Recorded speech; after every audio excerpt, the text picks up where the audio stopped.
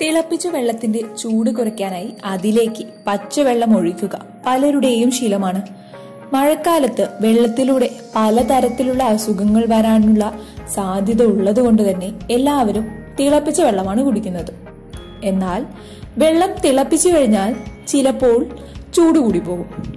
ഉടനെ അതിലേക്ക് പച്ചവെള്ളം ഒഴിക്കും. ഇതാണ് നമ്മുടെ ഒരു ശീലം. തിളപ്പിച്ച വെള്ളത്തിന്റെ ചൂട് കുറയ്ക്കാനായി അതിലേക്ക് പച്ചവെള്ളം ഒഴിക്കുക പലരുടെയും രീതിയാണ്. എന്നാൽ ഇങ്ങനെ ചെയ്യുന്നത് ദോഷകരമായി ബാധിക്കുക മാത്രമേ നൽകുകയുള്ളൂ. തിളച്ച് അണുമുക്തമായ വെള്ളത്തിൽ വീണ്ടും അണുക്കളുടെ സാധ്യത ഉണ്ടാക്കുകയാണ് നമ്മൾ ഇതുകൊണ്ട് ചെയ്യിക്കുന്നത്. അതിനാൽ തിളപ്പിച്ച വെള്ളം ആറ്റി ഉപയോഗിക്കുകയാണ് വേണ്ടത്.